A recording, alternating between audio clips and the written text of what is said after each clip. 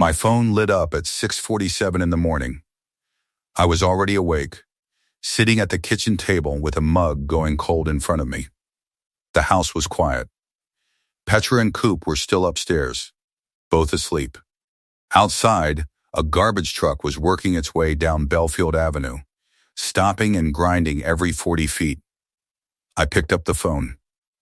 14 missed calls, all from the same name, Dad. I set it face down on the table and watched the morning come through the window. The picnic had been the day before. To understand how we got here, you need to go back about 24 hours. Not 20 years, not to some old wound I've been carrying. Just one Saturday, one park, one moment that lasted maybe 4 seconds. 4 seconds was all it took. My name is Levi Marsh. I'm 38 years old. I work out of a storefront office on Meridian Street in Akron, Ohio, as a senior claims adjuster for Meridian Property and Casualty Insurance. I have been doing this job for 9 years. What that means, practically, is that I spend my working hours at accident scenes, at flood-damaged kitchens, at hail-stripped rooftops, and inside garages where someone backed their Tahoe through a rear wall. I photograph everything. I document condition before damage and condition after. I determine cause, responsible party, and dollar value. I write the report that tells the insurance company what happened and what it costs. My reports are read by judges. My photos are submitted as evidence. In 9 years, I have learned that the truth of what happened almost always lives in the smallest physical detail, the one nobody thought to hide because they didn't know anyone was looking. That Sunday morning, I had 14 missed calls from my father and a photograph of my son's bicycle on my phone that I had taken myself, 30 seconds after it hit the ground. They assumed I would be sitting in that kitchen trying to figure out what to text back. They assumed I was running through a week of awkward silence, the same way I always had. They assumed that the worst thing I was going to do was sulk. They forgot that I document damage for a living. They forgot that I was already holding the photograph before Derek finished laughing. Coop turned 7 in April. He'd wanted a bike for 2 months before his birthday. Not just any bike.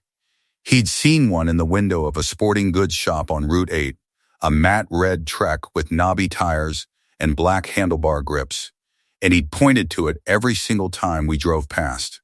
I knew the price, $229. It was the right price for his birthday, just inside what Nina and I had set aside for him. I built it in the garage the night before the picnic. It was a Saturday night, just after 9, and Coop had already been in bed for an hour. I laid the parts out on a moving blanket, followed the assembly diagram under the work light, and had it done in about 90 minutes. The front reflector, the bell, the brake cables, all of it. When I was finished, I took a 3x5 card from the shelf above the utility sink and wrote on it with a black marker. "Happy birthday, Coop. Love, Dad." I tied the card to the right handlebar with a piece of red twine I found in the junk drawer. The twine was from Christmas. I don't know why I used red. I just did. I loaded the bike into the bed of the truck last, which is how I always do it. The cooler goes first, the folding chairs, the canvas bag with the kids' things. The bike goes last. That Saturday morning, I set it in the truck bed and cinched it down with a bungee cord and got in and drove. The Riverside Park picnic was my parents' idea. They called it the 4th of July warm-up, even though the 4th was still 2 weeks away. My parents, Kenneth and Irene Marsh, have been hosting these things every summer for as long as I can remember. Kenneth is 70, retired from the Postal Service. Irene is 67, retired from the front office of a middle school. They are good at organizing events. They are good at being surrounded by people who are happy.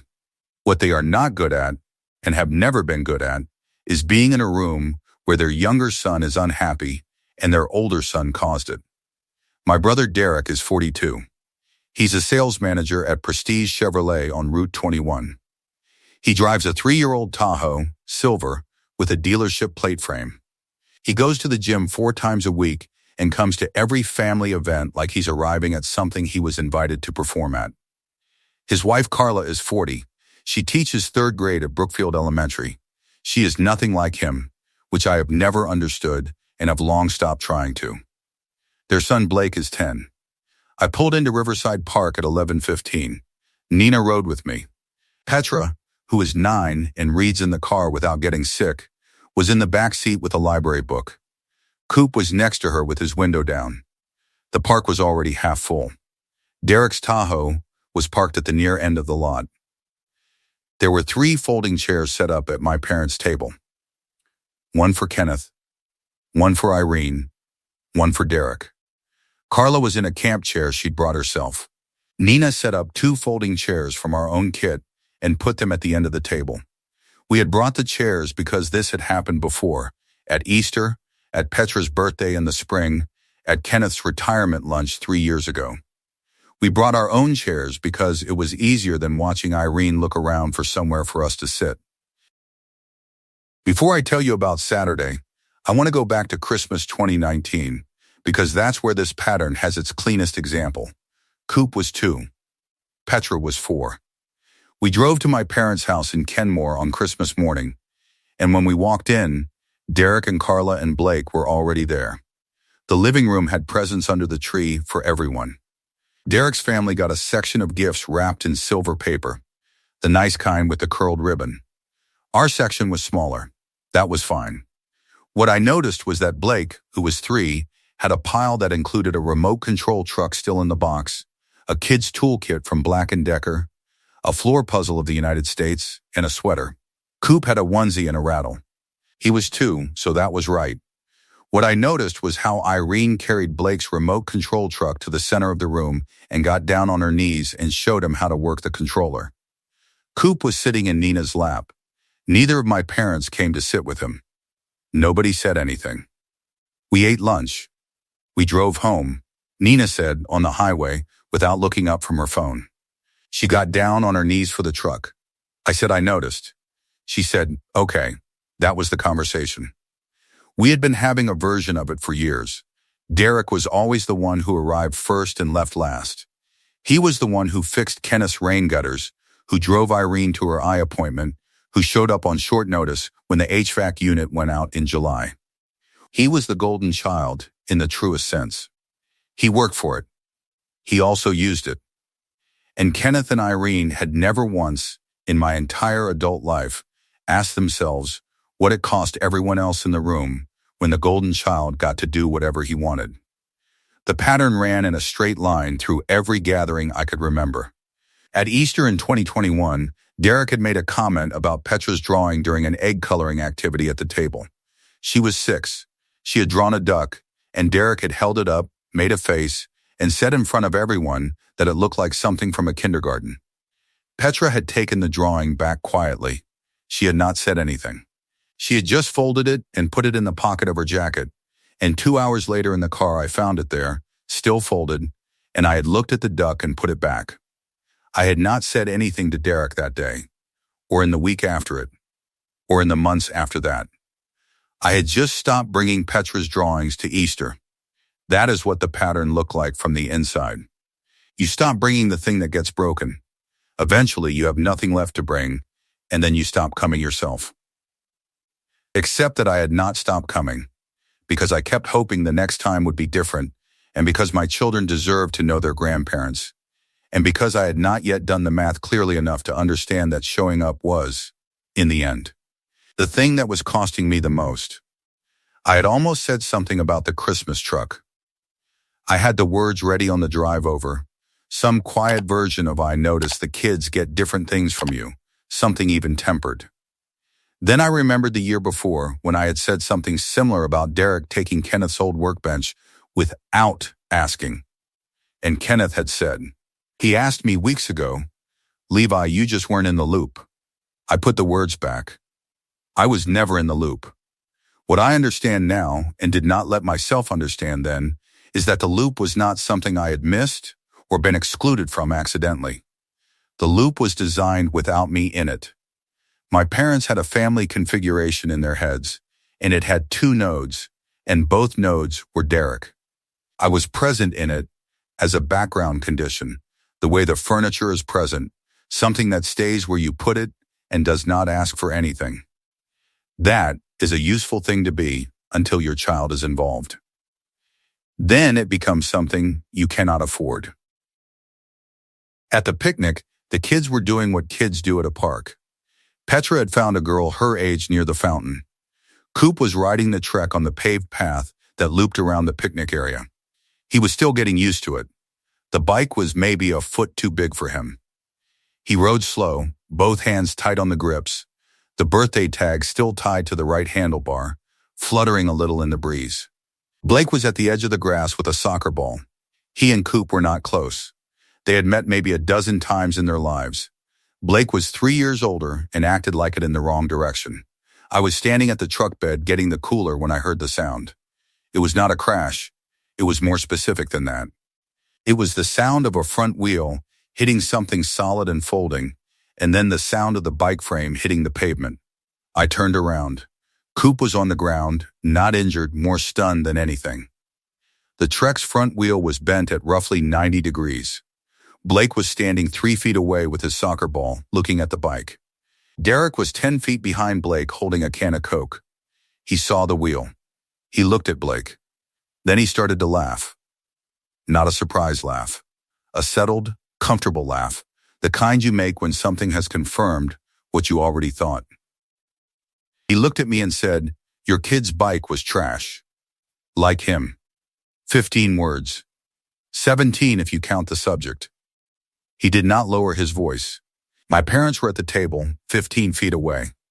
Kenneth looked at his phone. Irene stood up and looked at me with the expression she always used when I was the one making the gathering difficult. She said, "Levi, stop embarrassing us." I had not said a single word. Nina was already moving toward Coop. She put her hand on his back and helped him up and walked him to the grass without looking at anyone.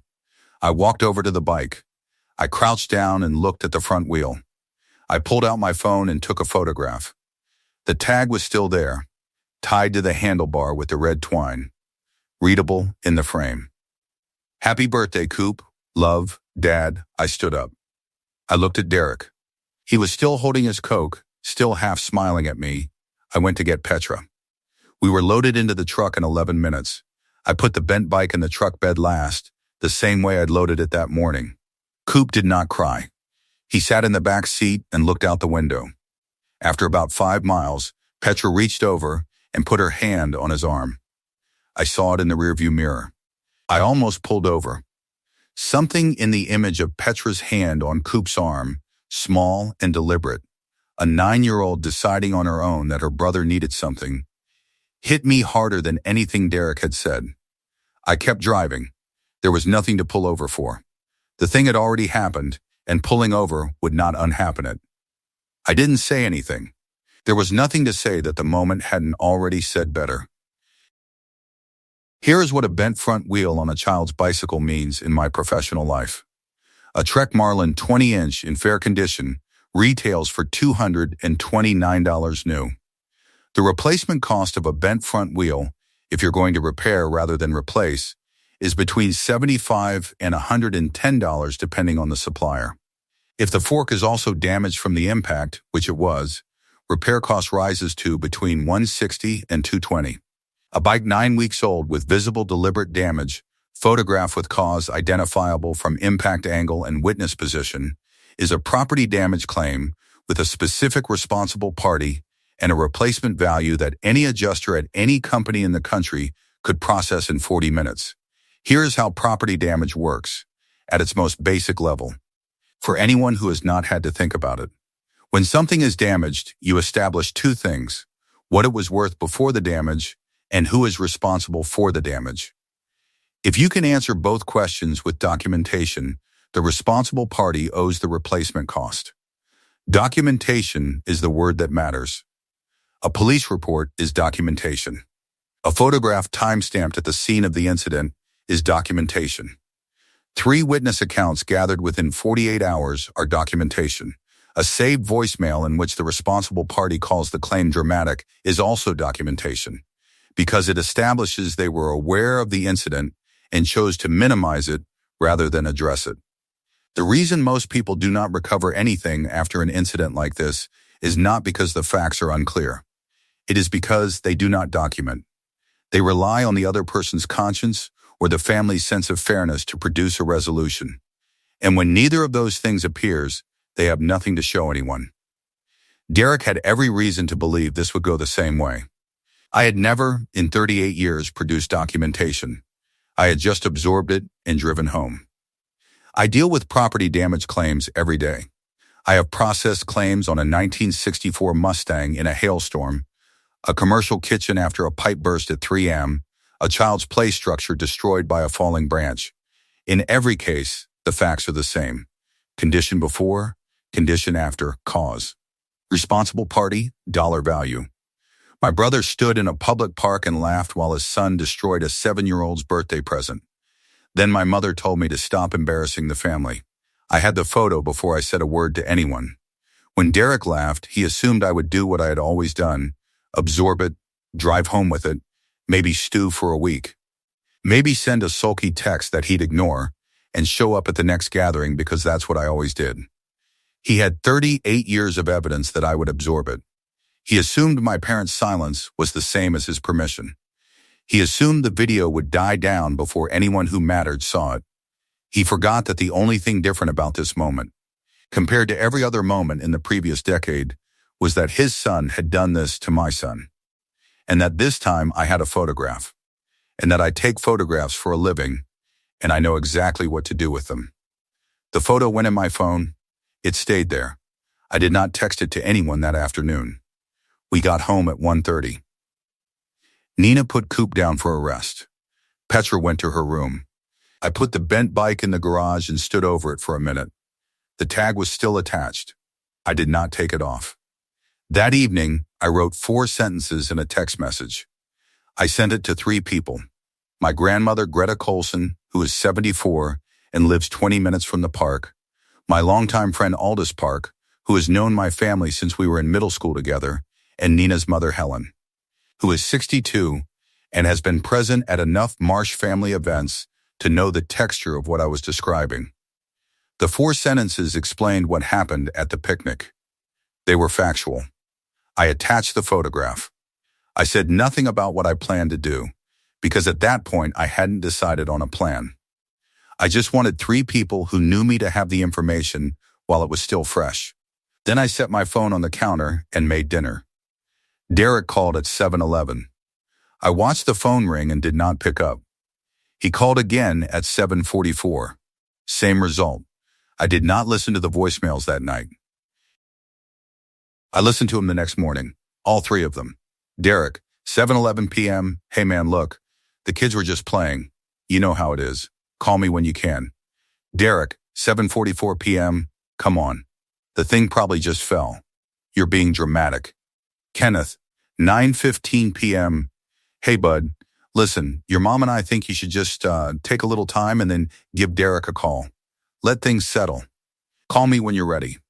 I played each one once and saved all 3 to my phone's voicemail archive, the same way I archive client communications at work. Then I put the phone in my pocket and drove to Meridian's office to run Saturday's open claims. My supervisor, Doug Finley, is 44 and has been adjusting claims for 22 years. He was at his desk when I came in. He looked at me and said, "You look like you had a weekend." I said I'd had a weekend. He said, "Does it go in a report?" I said, "Not yet." He nodded and went back to his screen. That was the conversation. Doug is the kind of person who knows when a thing has already been handled and does not add words to it. Greta called me that Monday evening. I was at the kitchen table when the phone rang. Same table, same mug. She is my mother's mother, which means she has been watching this particular family dynamic for longer than I have been alive. She is 74, still sharp, still direct in the way that people who have outlived a great deal of patience tend to be. She said, "I got your message. And your photograph." I said I figured she would. She was quiet for a second. Then she said, "That tag is still on there." I said it was. She said, "I watched your father let that boy do this to you for 40 years. I'm glad you loaded the kids." She didn't say anything else about the incident. She asked about Coop. I told her he hadn't mentioned the bike since Saturday. She said that was either very good or something to keep an eye on. I said I was keeping an eye on it. She said she knew I was. Before she hung up, she said, "Don't call your father back before you're ready." I said I wouldn't.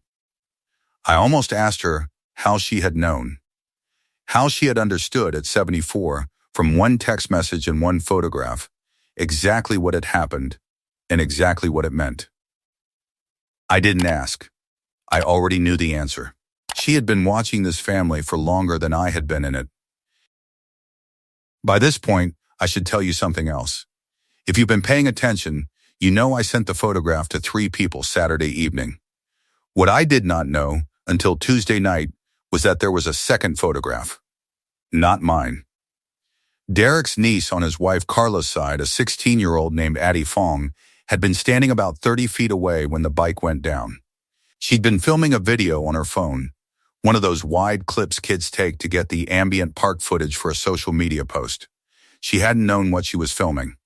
When the bike hit the ground and Derek laughed, the phone was still recording. She'd posted the clip to her public account that same afternoon with a caption I won't reproduce here. Something along the lines of "not the energy I needed at a family cookout lol." The clip was 47 seconds. You could hear Derek's voice clearly. You could see Irene stand up and look in my direction. You could see me crouch down over the bike and take the photograph. Addie's mother saw it that evening and told her to take it down. She did. 6 hours after she posted it, it was gone. But this is 2024, and 6 hours is a long time. Her post had been shared 41 times before it came down. Her account was public. Some of those shares were from people who knew my brother. By Wednesday morning, 41 shares had become something closer to 160, spread across 3 or 4 extended family branches. Derek's co-workers at Prestige Chevrolet were seeing it. Carla's family in Columbus was seeing it. I found out about the clip from Aldous, who texted me Tuesday night and said, "Have you seen the video?" I had not. He sent me a link to one of the reshared versions, still live on someone else's account. I sat on the edge of the bed and watched it on my phone. Once I paused it at the moment I crouched down. In the frame, small and slightly blurred by the angle, you could make out the birthday tag still tied to the handlebar. I put the phone on the nightstand and looked at the ceiling for a while. What I noticed in the video, beyond the obvious, was Kenneth. You could see him in the background, at the table. And you could see the moment he registered that something had happened. He had looked up. He had looked toward the sound of the bike. He had looked at Derek. And then he had looked at his phone. That sequence took about 3 seconds in the video. It is the clearest record I have of my father's decision-making process in a situation involving his sons. He looked at the crash, he looked at Derek, and then he looked away. 3 seconds. 38 years. Here's what I had expected to happen when I loaded the kids into the truck. Nothing. I had expected what always happens, which is that Derek says something, nobody does anything, and everybody goes home to their own version of the story. I had expected to carry this one the same way I had carried the Christmas truck incident and the Easter dinner in 2021, where Derek told Petra her drawing looked like something from a kindergarten. I had expected to add it to the stack. I had not expected the 16-year-old with the phone. But I also had not at any point in the previous 4 days picked up when Derek called. I had not responded to Irene's 2 texts asking me to let things cool down a bit. I had not called Kenneth back. I had just been at the kitchen table, going to work, making dinner, watching my kids watch TV. That restraint is something I learned from this job. When you arrive at an accident scene, the single most important thing you do in the first 60 seconds is take photographs before anything moves, before the tow truck, before the other driver's story, before anyone can rearrange the physical evidence into the version they prefer. You document first. You decide later. I had the photograph before Derek finished laughing. I had the voicemail saved. I had Greta's call logged. I had 3 people who knew what happened from my account, in writing with a timestamp. He'd had 41 reshares working against him since Saturday night. He just didn't know I already knew it. By Thursday, Derek had called 7 times. Irene had called twice and sent 4 texts. Kenneth had left a second voicemail that said, "Levi, I think we need to get the family together and just talk this out. What do you say? He sounded tired, not sorry. Tired, which is different. The text from Irene read the way her texts always read. Measured, a little formal. The kind of communication that implied she had drafted it twice. The first one said, I hope you and the kids are doing well. We'd love to see you soon. No mention of the picnic. The second one, sent 3 days later, said, I think it would do us all good to get together. Let things cool down a bit. The phrase let things cool down was interesting to me because it assumed the temperature problem was mutual, as if we had both said something at the park that needed to settle. I read both texts in the driveway when I got home from work and put the phone in my pocket. There is a specific kind of pressure that families apply when they are waiting for the person who got hurt to do the work of making everyone comfortable again. It does not look like pressure. It looks like reaching out. It looks like wanting to see you. It comes in the form of voicemails that sound reasonable and texts that use the word hope and family lunches that have been on the calendar since May. The pressure is invisible until you recognize the shape of it, at which point it becomes very visible, very fast. Derek's 7 calls were direct. My parents' outreach was indirect. But both of them were asking for the same thing, for me to pick up the phone and give them a version of events they could all live with. A version in which everyone came back to the table and the incident at the park became a thing that happened rather than a thing that meant something. I had been giving them that version for 38 years. I was done writing it. There was a family lunch planned for 2 Saturdays out at my parents' house in Kenmore, a cousin's graduation thing. It had been on the calendar since May. I had been planning not to go. Then I changed my mind. I want to be clear about why I changed my mind. It was not because of the video. It was not to make a scene. It was because my brother had said something in a public park about my 7-year-old son, and my parents had sat 15 feet away and done nothing, and I had been doing math in my head for 2 weeks about how many more times I was willing to load the kids into the truck and just drive. The answer I had decided in the parking lot of Riverside Park before I even pulled onto Route 8 was 0. 0 more times. I was going to the lunch because some things need to be said in front of the people who pretended not to hear them. That Saturday, I drove to my parents' house alone. Nina stayed home with the kids. That was a decision I had made deliberately, and she understood it without being told. She stood in the driveway when I pulled out and put her hand up, and I put my hand up back, and I drove. The house on Crescent Street smelled like slow cooker pot roast and new carpet cleaner. There were 11 people there. 2 cousins and their wives, Irene and Kenneth, an aunt named Dolores, Derek and Carla, and a neighbor couple Irene had taken to inviting to these things in the last year. Nobody's graduation was actually happening that day. It was just a lunch. But it had been on the calendar, and it was still happening. When I walked in, Derek was at the kitchen counter, getting a drink. He saw me come through the front door, and his hand stopped on the refrigerator handle for a second and a half, maybe 2 seconds. Just stopped. He registered me the way you register something you prepared yourself for and still weren't quite ready to see. Then he pulled the refrigerator door open the rest of the way and got his drink and walked to the far side of the room. Carla was in the dining room with Dolores. She had her phone in her hand. I did not know at the time whether she had seen the video. I found out later that she had. Apparently, she'd watched it twice on Thursday evening at the kitchen table after the kids were in bed, and had set her phone face down and not said anything to Derek until Friday morning. I found out later that the conversation on Friday morning had not gone well for Derek. I sat at the table. I took the chair at the end near the window, not the end near the kitchen. Irene brought out the salad. She smiled at me the careful way she smiled at me when she wanted me to understand that everything was fine now, and we should all proceed on that basis. I smiled back. The lunch started.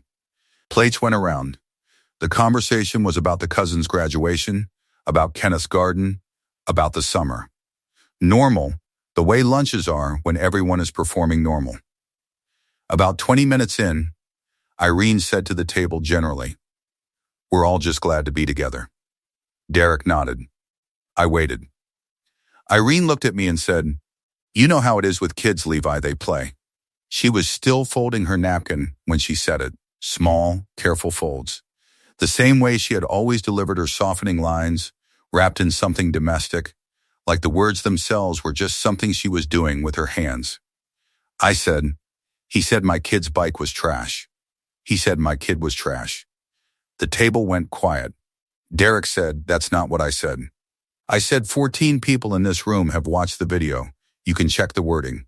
He said, "I was joking." I said, "Your sister-in-law's niece has a public account. It went to 160 reshares before anyone thought to take it down. Your people at the dealership saw it. That landed differently." I watched it land. His jaw shifted. I said, "I'm not here to fight about it. I'm here because this happened in front of my kids and in front of my parents, and nobody said anything except my mom telling me to stop embarrassing the family. I want that acknowledged."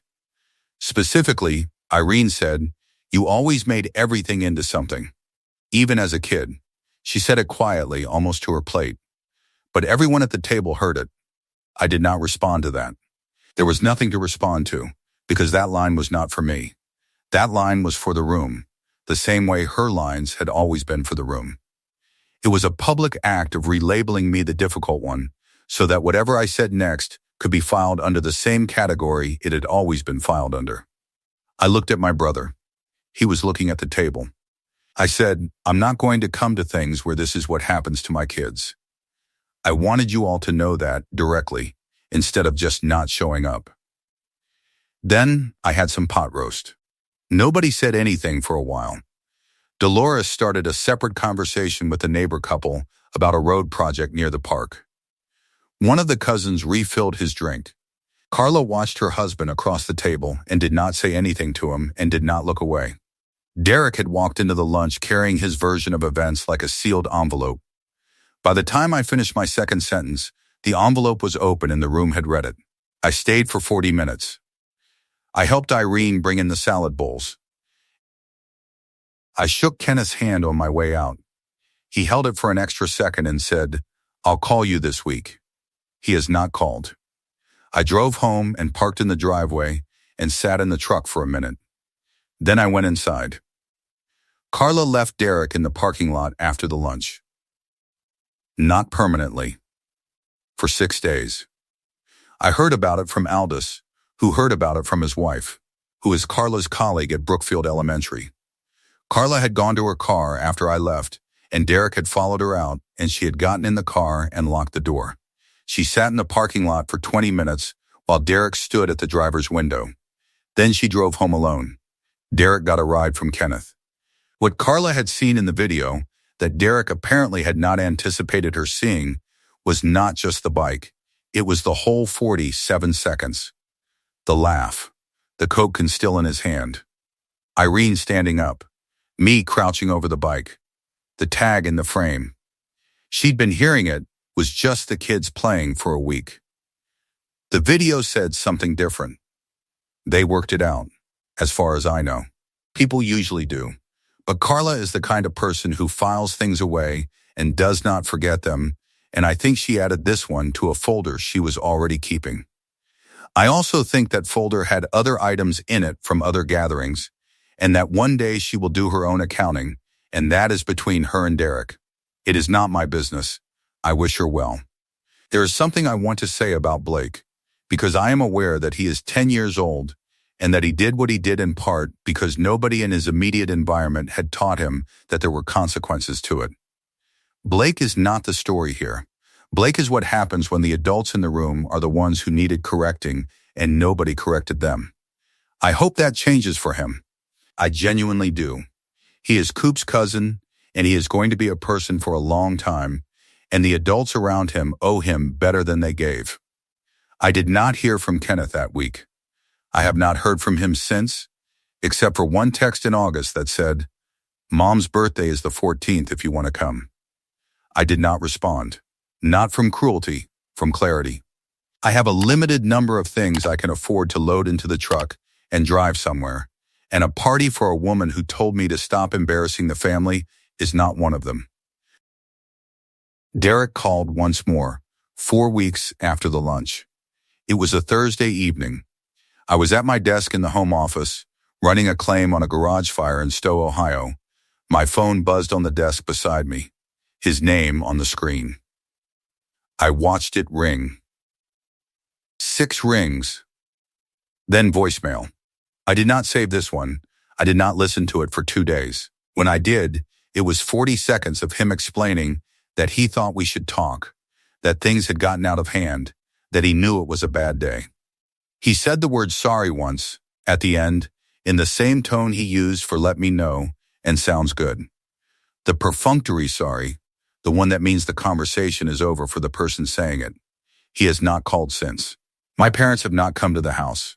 They have not asked about Coop's bike. They have not asked how Coop is doing.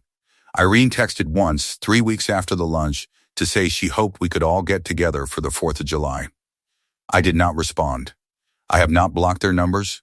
I have not sent any letters. I have not posted anything. What I have done is exactly what I told them I was going to do at the lunch, which is stop showing up to things where this is what happens to my kids. Here is the thing they thought they understood about me, and didn't. For 38 years, I came back. I drove to Christmas. I drove to Easter. I drove to the graduation lunches and the retirement dinners and the 4th of July warm-up picnics.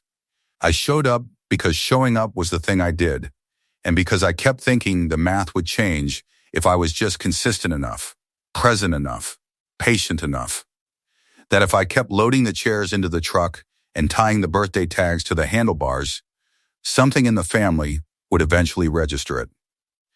Derek thought my restraint at the park was the same restraint I'd always shown. He didn't know that the parking lot was where it changed. I have been doing my job for 9 years. In 9 years, I have written exactly 1 report per incident.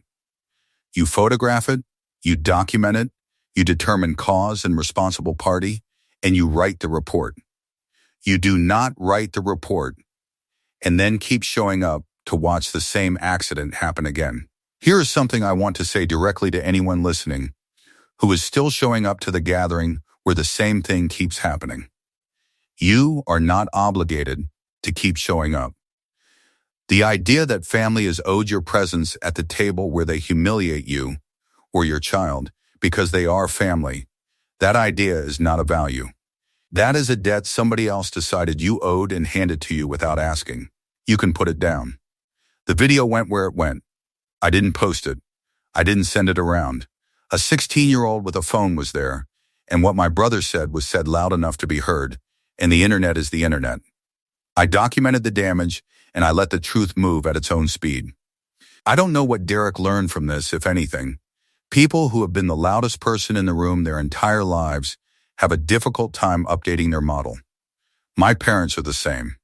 Irene still thinks I made everything into something. Kenneth still thinks the right move is for everyone to calm down and call each other. What I know is this: Coop got a new bike, same model, 6 weeks after the picnic. He can ride it well now. The wobble is mostly gone. He goes around the block twice after school most days when the weather holds. I got rid of the bent Trek a few weeks ago. The frame was still good, and I thought about repairing it, but I ran the numbers and decided it was more practical to start fresh. A new front wheel and fork on a damaged frame costs more than a replacement bike of the same model. The math did not work. Sometimes the math is clear, and you do what the math says. Before I put it out for pickup, I took the birthday tag off the handlebar. The red twine had frayed a little. The ink had smudged on the corners from sitting in the garage.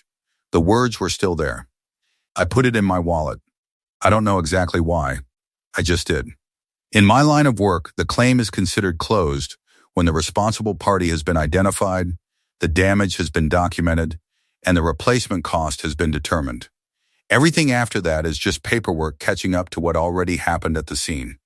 The scene was documented. The rest is catching up. Leave a comment. Share this if it reached you. Thank you for listening to Family Secret Tales. There is more where this came from, and I will see you in the next one.